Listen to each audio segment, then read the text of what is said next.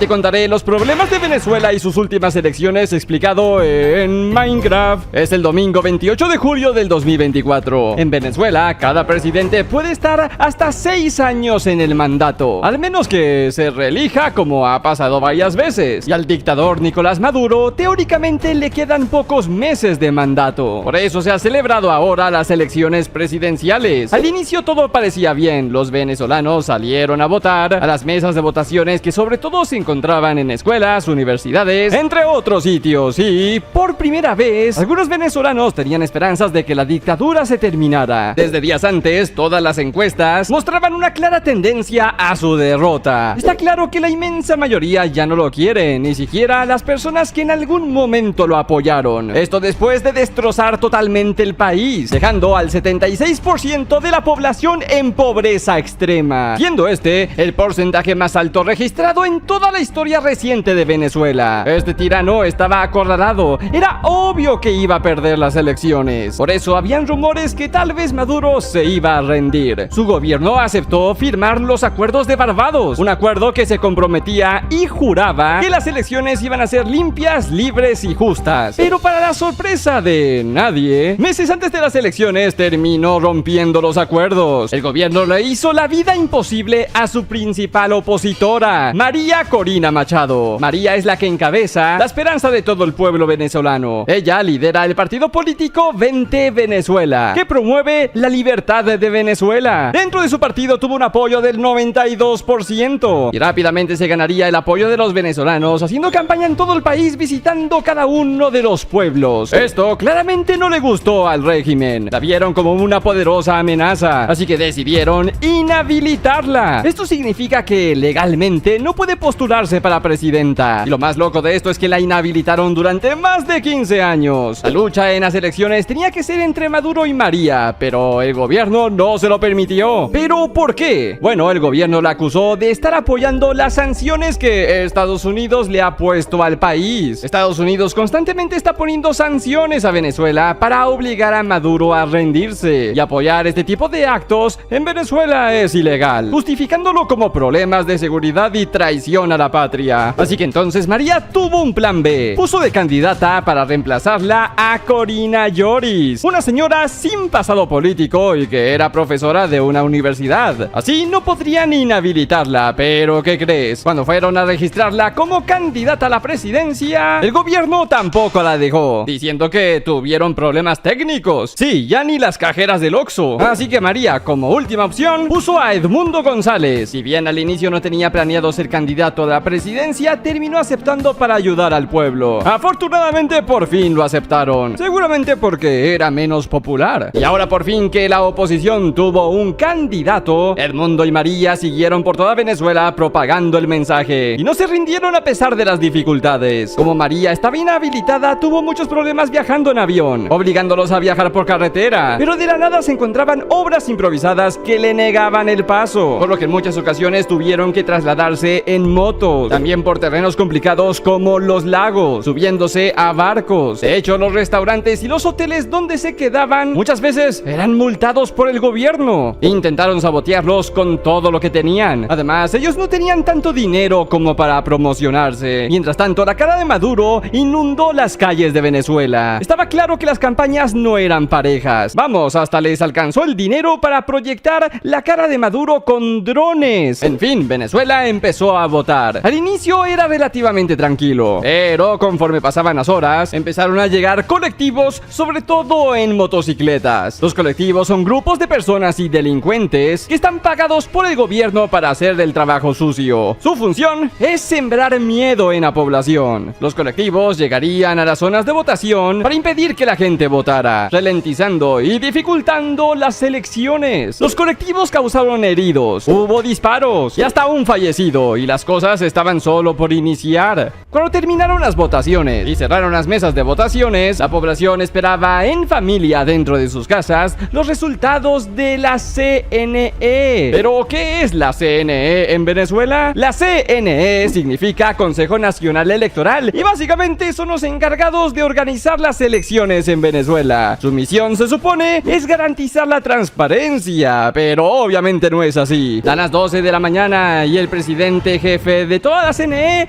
da los resultados. Nicolás Maduro había supuestamente ganado con el 51,2% y Edmundo solo con el 44,2%. Una diferencia de casi 7 puntos porcentuales. La gente no se lo podía creer y literalmente cayeron en enojo y lágrimas.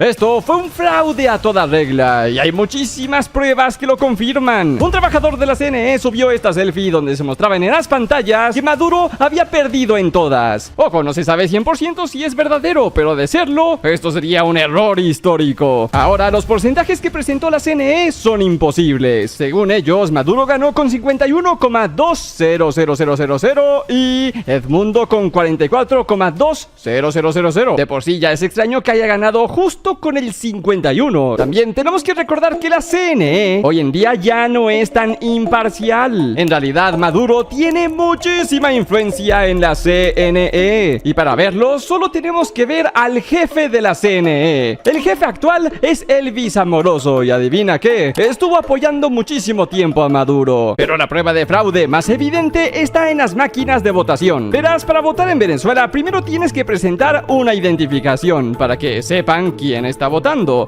A continuación te diriges a la maquinita de votación. La maquinita muestra los candidatos. Seleccionas a quién votar. Cuando votas, un papelito se imprime y ese papelito se deposita en una urna. Así también los votos quedan registrados con papelitos. Luego, cuando las votaciones se terminan en una mesa, la maquinita imprime una acta completa con toda la información de cada uno de los votos. A su vez, dicha información se envía encriptado a la CNE en Caracas, donde estarían recontando los votos. Sí, a los tipos de la selfie. Aquí lo importante es que en esas actas se encuentra toda la verdad. No hay manera de hackear un papelito. Además, contienen un montón de información como códigos únicos, QRs para verificar, etc. Ahora, María Corina sabía que el gobierno de Maduro iba a intentar hacer fraude y ella, junto a todo su equipo, tomaron fotografías y digitalizaron esas actas para tener un respaldo. Desde antes ya habían planificado crear una página web para subir todas esas actas y que todo el mundo pudiera verlo. Y adivina qué, los resultados muestran otros. Demuestran que Edmundo ganó una aplastante victoria del 67% de votos, más de 7 millones de votos, mientras que Maduro solo el 30%, es decir, 3 millones de votos, que seguramente son sus familiares, sus amigos, sus militares y el gobierno, y pocos más por ahí. Ahora seguramente te preguntarás cómo hizo el equipo de María para digitalizar todas esas actas alrededor de toda Venezuela. Bueno, esto es gracias a los testigos. Verás, en cada mesa de votación siempre hay vigilando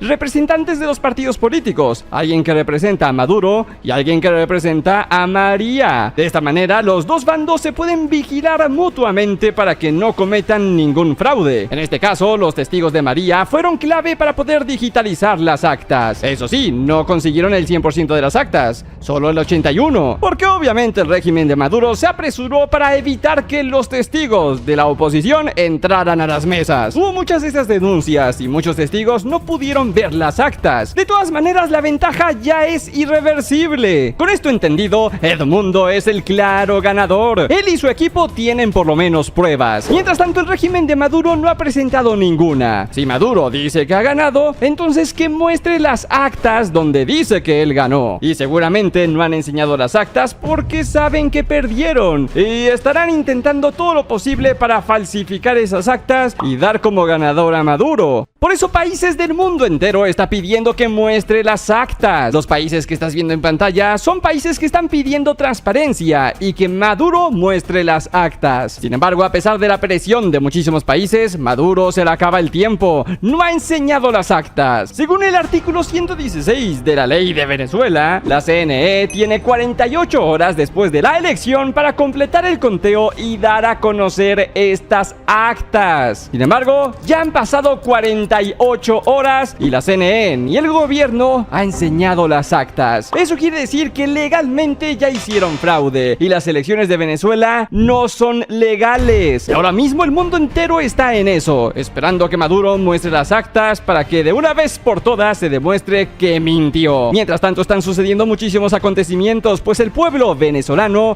no se está dejando callar. Todo comenzó con el cacerolazo. La gente salió a las calles con sus cacerolas a hacer ruido. Hacer ruido con las cacerolas demuestra que la gente tiene hambre, porque las cacerolas están vacías. Pero luego la revolución del pueblo no se quedaría en cacerolas, sino que empezarían a quemar pancartas de Maduro, destruyéndolas por completo. Luego el pueblo empezó a destruir estatuas de Hugo Chávez, el anterior dictador que comenzó con todo esto. La gente destruyó tantas estatuas que de hecho ya quedan pocas, y ahora la policía y los militares están protegiendo las últimas que quedan. Mientras la gente seguía protestando en las calles, Maduro ordenó a todas sus fuerzas armadas a reprimir al pueblo, mandando militares, policías, colectivos. Hasta está llegando fuerzas armadas cubanas, del Medio Oriente, rusos y grupos chavistas. Han desaparecido 25 estudiantes que no quisieron votar por Maduro. Se lo llevó la policía y no se sabe más de ellos. Y esta no sería la primera vez que se llevan a manifestantes. Lo que estás viendo aquí iba a ser un gran centro comercial. Se llama El Helicoide y se terminó convirtiendo en una enorme prisión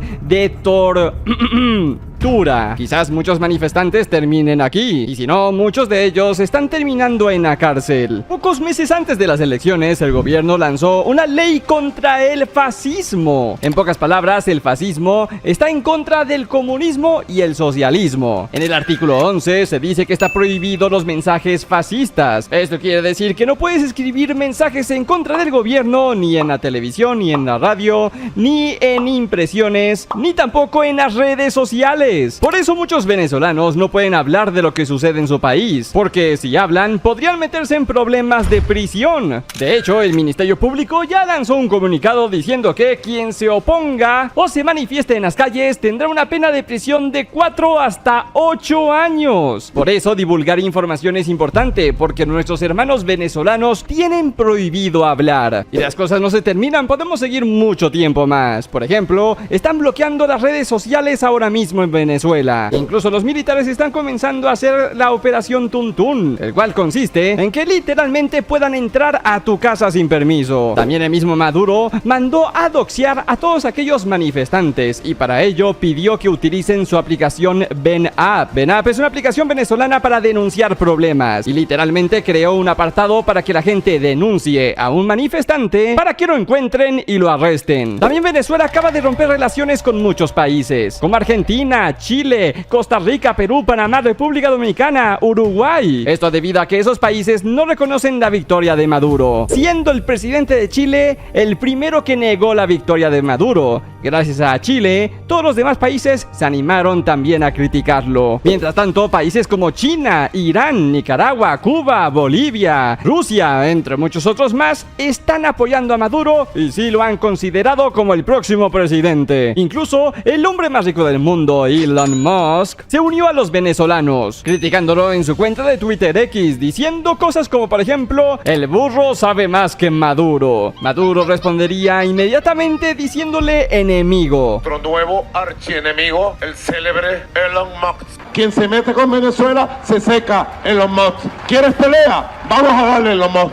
Estoy listo, no te tengo miedo, Elon Musk. Maduro le diría a Elon Musk de pelear. Elon Musk ya aceptó la pelea y también dijo en este tweet que si Elon Musk gana la batalla, entonces Maduro tiene que renunciar a su dictadura de Venezuela. Pero si Elon Musk pierde y Maduro gana, entonces Elon Musk tiene que llevar a Maduro a Marte. Todos los acontecimientos hablados en este video llegan hasta el 1 de agosto. Lo último que se sabe es que Anonymous Anonymous, de los grupos de hackers más grandes, ha publicado en una de sus cuentas oficiales que le declara la guerra por sus manipulaciones en las elecciones, así que probablemente intenten hackear las páginas del gobierno de Maduro. Pero entonces la pregunta del millón: ¿acaso Venezuela puede ser realmente libre? ¿De verdad podrán derrotar a Maduro? Bueno, Maduro obviamente no se va a dejar vencer porque le encanta el poder, pero lo único que tiene son militares. Sin su ejército, él no sería nadie. Si su ejército se le voltea, entonces Maduro ya no tiene nada. De hecho, se están captando videos de militares que están ayudando al pueblo y se le están volteando, pero aún no es suficiente. Verás, muchos de ellos no se atreven. Verás, testigos de familiares de militares han revelado que están amenazados. Los amenazan con meterlos a prisión 20 años, con quitarles su dinero, con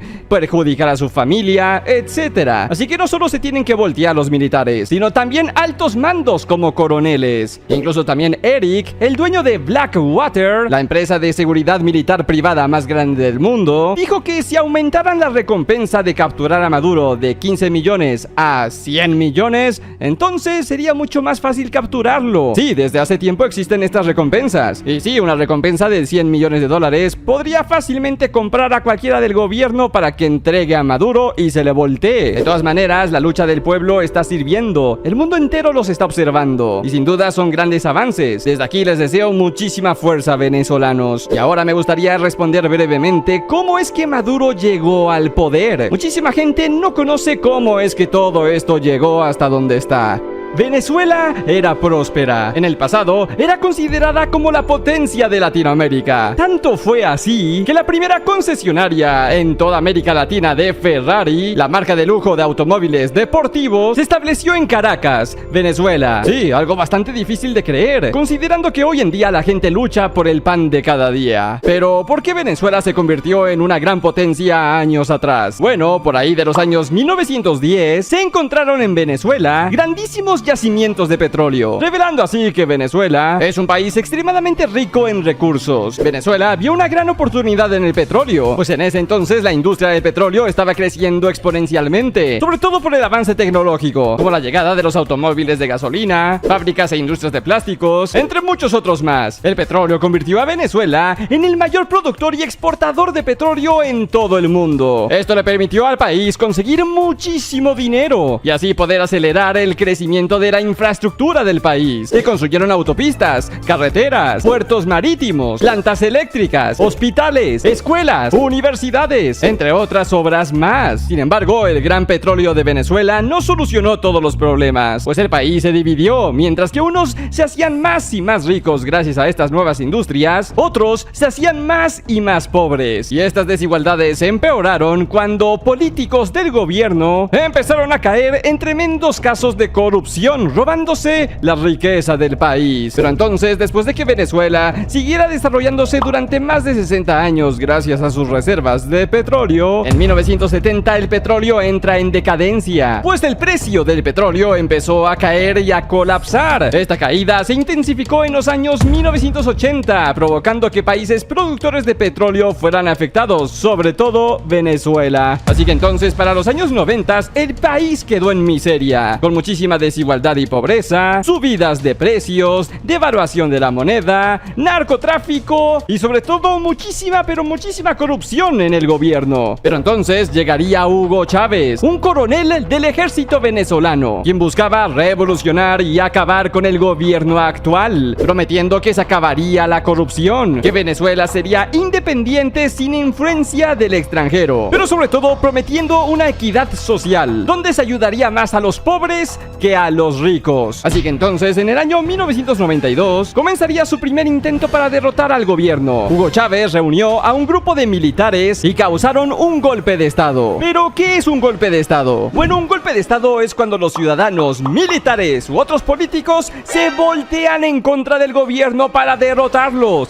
usando todo lo que tengan a su alcance, hasta palos y piedras si es necesario. Sin embargo, Chávez fracasa en su golpe de estado. No logró su cometido y fue fue encarcelado. Mientras estaba en la cárcel, en ese mismo año, sus aliados militares intentan hacer un segundo golpe de estado. Sin embargo, también fracasaron en su objetivo. Hugo Chávez, mientras estaba en la cárcel, siguió ganando popularidad, pues intentaba hacer que su palabra llegara a todo el pueblo venezolano. Años después, cuando ya había salido de la cárcel, crea su propio partido político llamado MVR, el Movimiento V República, conocida también como Revolución Bolivariana, un partido de extrema izquierda socialista, donde se supone que se repartiría la riqueza a los más necesitados, con pensamientos antiimperios y países en desarrollo como los Estados Unidos, además de darle supuestamente más voz al pueblo en la toma de decisiones. En 1998, Chávez se postula como candidato presidencial. El pueblo saldría a votar y el ganador fue Chávez, con una ventaja del 56.2% de los votos, y en 1999 se convierte en el presidente de Venezuela. En su primer año de presidencia, Chávez reformó y cambió gran parte del sistema político que tenía Venezuela. Antes, un presidente venezolano solo duraba 5 años, pero Chávez lo extendió a 6 años. También antes, cuando un presidente venezolano terminaba su mandato, no podía reelegirse inmediatamente. Tenía que esperar todo un mandato completo para volver a postularse, pero Chávez lo cambió para que la reelección inmediata fuera permitida. Con estos nuevos cambios, Chávez, en el año 2000, cuando apenas había gobernado un año, creó unas nuevas elecciones con las nuevas reformas. Esto fue conocido como mega elección. Chávez ganó nuevamente. De esta manera tan inteligente, logró extender su mandato 6 años más. Durante estos años como presidente, hizo programas sociales llamadas misiones, enfocadas en las clases sociales pobres. Misión Barrio Adentro, atención médica gratis a las comunidades más necesitadas. Misión Rivas, proporciona educación secundaria gratis. Misión Mercal, un programa para alimentos para las personas de bajos ingresos. Misión Vivienda Venezuela, un esfuerzo para proporcionar casas, entre otros programas sociales más. Todos estos programas buscaban ayudar a la sociedad, pero había un problema. Para dar medicinas, alimentos, ayudas de vivienda o más adelante incluso dinero, educación gratis, etc., requiere de toneladas de dinero para poder financiarlo. El dinero no crece de los árboles como para repartirles a todos. Así que a Chávez se le ocurrió financiar sus programas usando PDVSA, la petrolera estatal más grande de todo Venezuela. Chávez y su gobierno empezaron a controlar gran parte del petróleo de todo el país. Este control total al inicio le funcionó y el país empezó a ganar bastante dinero nuevamente con el petróleo. Y este dinero lo usaría con fines políticos, pues comenzó a financiar todos sus programas sociales con la mayoría del dinero que esa petrolera generaba. Es como si a la petrolera le metieras un montón de tolvas que estarían alimentando todos los programas sociales y así repartirlo al país. Al inicio esta estrategia le funcionó. El pueblo estaba recibiendo, siguió creciendo su apoyo. Y en el 2006, cuando se terminó su presidencia, volvieron a haber elecciones y Chávez nuevamente se postuló, reeligiéndose nuevamente como presidente con el apoyo del 62% de votos. Sin embargo, es aquí donde los problemas empiezan a surgir.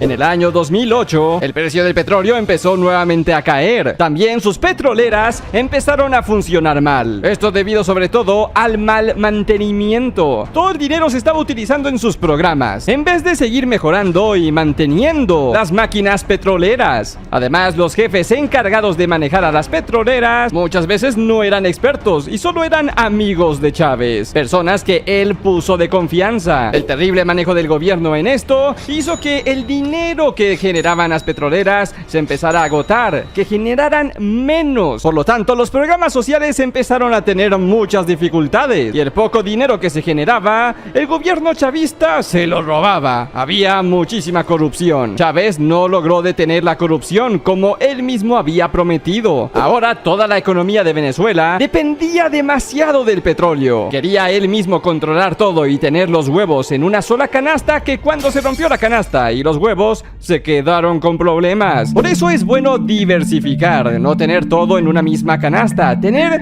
varias inversiones. Si se rompe una canasta y unos huevos, por lo menos tienes los otros funcionando. Por eso en varias ocasiones la inversión extranjera es buena. Por ejemplo, en vez de solo depender del petróleo, está la agricultura, las nuevas tecnologías, el turismo. Sin embargo, empresas alrededor del mundo ya no querían invertir en Venezuela. Esto bajó muchísimo la inversión extranjera. La inversión extranjera tenía miedo de Venezuela porque Chávez quería expropiar y nacionalizar todo. Es decir, que quería convertir empresas en propiedad del gobierno. Chávez expropió áreas petroleras, expropió varias compañías eléctricas, incluso la compañía CanTV, la mayor empresa de telecomunicaciones del país. Nacionalizó minas, cementeras como Cemex Venezuela, los bancos de Venezuela. Prometieron que esto fortalecería la economía del país, pero no pudieron manejar todo ellos mismos. Según algunos reportes, Chávez expropió más de 1,200 empresas. Y como era de esperarse, muchísimas de estas empresas quebraron. Por los encargados del gobierno de Chávez de llevarlas, no tenían experiencia. Es como si le pidieras a un campesino que ahora sea herrero o ingeniero. Necesitas muchísima experiencia para llevar empresas grandes. Así que como Chávez se estaba quedando sin dinero, no tuvo más remedio que pedirle dinero a China y a Rusia. Sí, China y Rusia ayudaron muchísimo a que los programas de Chávez siguieran funcionando, y a cambio él les daba muchísimo petróleo. A pesar de esto, en el 2012 Chávez se le terminaría su mandato y empezarían las próximas elecciones, esta vez con el partido político PSUV, que es una alianza de muchos otros partidos que apoyaban a Chávez. ¿Y qué crees? Vuelve a ganar las elecciones con una ventaja del 55% de votos. Las cosas ya no pintaban muy bien y lo acusaron de fraude, pero no se encontraron pruebas suficientes. Eso sí, su apoyo estaba cada vez bajando más y la oposición estaba cobrando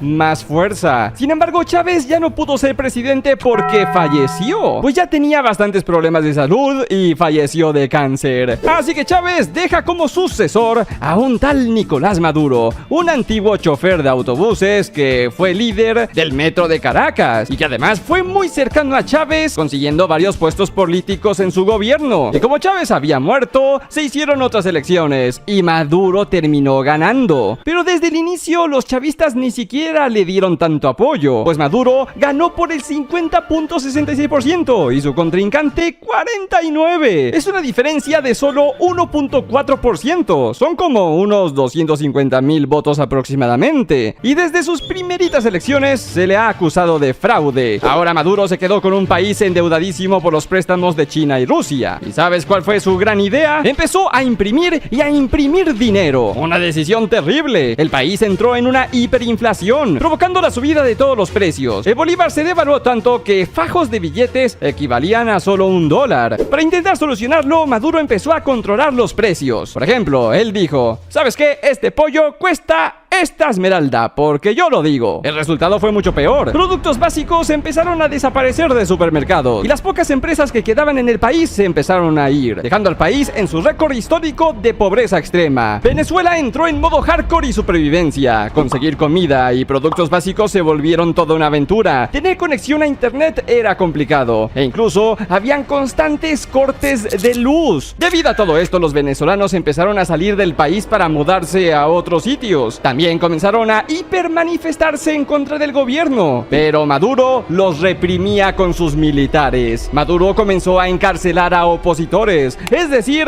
los que están en contra de su gobierno. Obviamente la gente ya no lo quería, pero en el 2018, cuando se terminó su primer mandato, ¿qué crees? Ganó las elecciones con una impresionante victoria del 67%. Obviamente lo acusaron de fraude, hubo muchísimas irregularidades también, y el pueblo ya se empezaba a cansar. En este momento, un personaje de la Asamblea Nacional de Venezuela llamado Juan Guaidó se autoproclamó como presidente en el 2019. En pocas palabras dijo: no le hagan caso a Nicolás Maduro, háganme caso a mí, soy su nuevo presidente. Muchísimos países lo apoyaron, también el pueblo, pero no tuvo mucho éxito. Guaidó no logró controlar nada en el gobierno y los militares no lo apoyaron. La Fuerza Armada seguía tomando órdenes de Maduro. Debido a su fracaso y a las amenazas de Nicolás Maduro, Guaidó se fue a Estados Unidos a refugiarse en Miami. Y el resto es la actualidad. Este 2024 donde esperemos que por fin